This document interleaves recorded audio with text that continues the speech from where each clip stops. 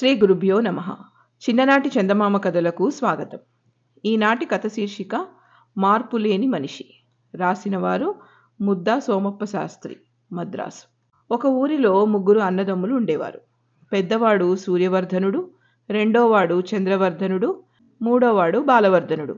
తండ్రి వీరికి విడిచిపెట్టిపోయిన ఆస్తి ఒక్క మామిడి చెట్టు మాత్రమే. అయితే ఆ మామిడి చెట్టు చాలా విచిత్రమైనది. ఇప్పుడు అప్పుడు అనకుండా 360 రోజులు అది కాస్తూనే ఉంటుంది. ముగ్గురు అన్నదమ్ముల్లోనూ ఒక ఇద్దరు ఆ చెట్టు కాయలు కోసి పట్టుకుపోయి ఊళ్ళో అమ్ముకురావడం, మూడోవాడు చెట్టుకి కాపలా కాస్తూ ఉండడం, ఇది వాళ్ళ ఏర్పాటు. ఒక రోజున చెట్టు కాపలా కాయడం బాలవర్ధనుడి వంతు వచ్చింది. సూర్యవర్ధనుడు, చంద్రవర్ధనుడు కాయలు పట్టుకుని ఊళ్ళోకి వెళ్ళారు. ఆ సమయంలో వృద్ధుడైన ఒక సన్యాసి ఆ చెట్టు వద్దకు వచ్చి, నాయనా, నాకు ఆకలి దాహము అవుతున్నది, ఒక్క మామిడికాయ ఇచ్చి పుణ్యం కట్టుకుంటావా అని అడిగాడు. అందుకు బాలవర్ధనుడు, తాత, నాకు ఇద్దరు అన్నలున్నారు. వాళ్ళిద్దరూ ఈ రోజున పళ్ళు పంచుకుని వెళ్ళిపోయారు. అందుచేత వాళ్ళ కొమ్మలు తాకడానికి నాకు అధికారం లేదు. నా వాటా కొమ్మలు ఇవిగో, వాటిలో నీకు ఇష్టం వచ్చినన్ని పళ్ళు తీసుకోవచ్చు అనేసరికి ఆ సన్యాసి సరే అలాగే చేయమన్నాడు. అప్పుడు బాలవర్ధనుడు చెట్టెక్కి 4 పళ్ళు కోసి సన్యాసికి ఇచ్చాడు. అవి పుచ్చుకుని సన్యాసి సంతోషంగా వెళ్ళిపోయాడు. మరునాడు చెట్టు కాపలా కాయడం సూర్యవర్ధనుడి వంతు. వృద్ధ సన్యాసి సూర్యవర్ధనుడి వద్దకు వచ్చి బాలవర్ధనుణ్ణి అడిగినట్టే అడిగాడు. సూర్యవర్ధనుడు తన వంతు కాయలలో 4 ఎంచి తీసి సన్యాసికి భక్తితో సమర్పించాడు. సన్యాసి సంతోషించి వెళ్ళిపోయాడు. మూడో రోజు చంద్రవర్ధనుడు చెట్టు కాపలా కాయడానికి నిలిచిపోయాడు. వృద్ధ సన్యాసి ఇతని వద్దకు కూడా వచ్చి కాయ అడిగేసరికి చంద్రవర్ధనుడు తన వంతు కాయలలో 4 మంచి కాయలిచ్చి సన్యాసిని సంతోషపెట్టాడు. కొంతకాలమైన తర్వాత ఆ వృద్ధ సన్యాసి మళ్ళీ అన్నదమ్ముల ముగ్గురును కలుసుకుని, అబ్బాయిలు, నాతో రండి, చిత్రాలు చూపిస్తాను అని చెప్పి వెంటబెట్టుకుపోయాడు. కొంచెం దూరం పోయేసరికి వారికి సముద్రం అడ్డు వచ్చింది. అప్పుడు సన్యాసి సూర్యవర్ధనుడి వైపు తిరిగి, నాయనా, ఈ సముద్రం నీ ఆధీనంలో ఉంచుతున్నాను. నీవు ఏమి కోరుకుంటే అది తప్పక నెరవేరుతుంది అన్నాడు.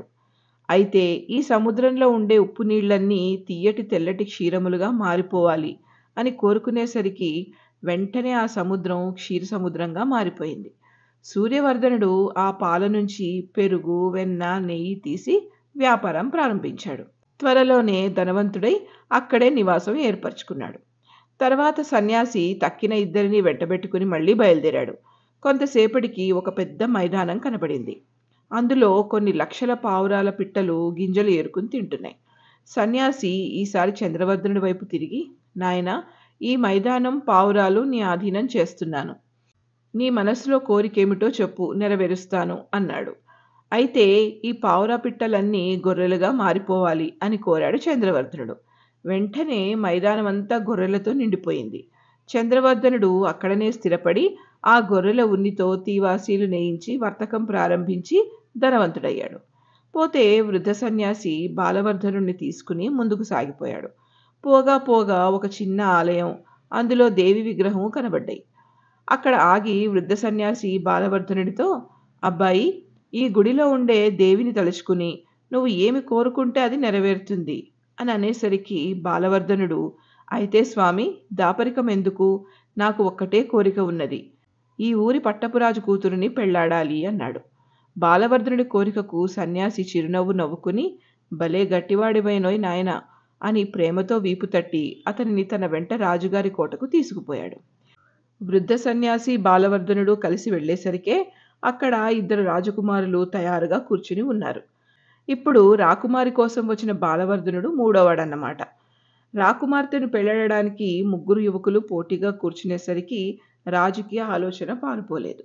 ఆయన వృద్ధ సన్యాసిని నమస్కరించి, మహానుభావ, మీరు సర్వజ్ఞులు, మా క్షేమం కోరినవారు, కనుక వివాహ విషయంలో మీకు తోచినట్టు నిశ్చయించండి అన్నాడు. అప్పుడు వృద్ధ సన్యాసి 3 గులాబీ ముక్కలు తెప్పించి ముగ్గురు యువకుల పేర్లు వాటిపై రాయించి రాకుమారిని స్వయంగా అందరి ఎదుట నాటమనండి.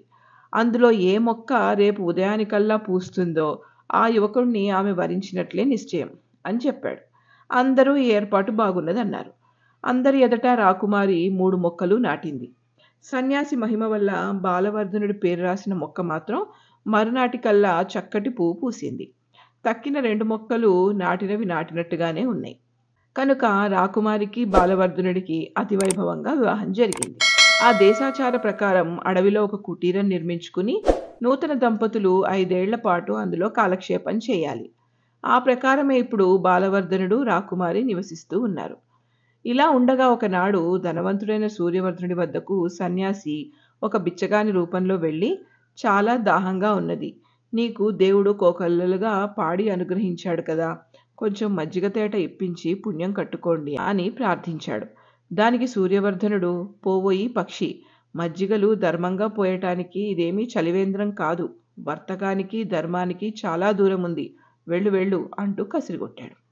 అప్పుడు సన్యాసికి కోపం వచ్చి, అప్పుడే నీకింత కళ్ళు నెత్తి మీదికి వచ్చాయా, నిన్ను నువ్వు తెలుసుకునేటట్టు చేస్తానుండు అని చెప్పి సముద్రం పైన మంత్రజలం చల్లేసరికి చూస్తూ ఉండగానే తెల్లటి క్షీరసముద్రం మారిపోయి అందులో మళ్ళీ మామూలుగా ఉప్పు నీళ్లు సిద్ధమయ్యాయి.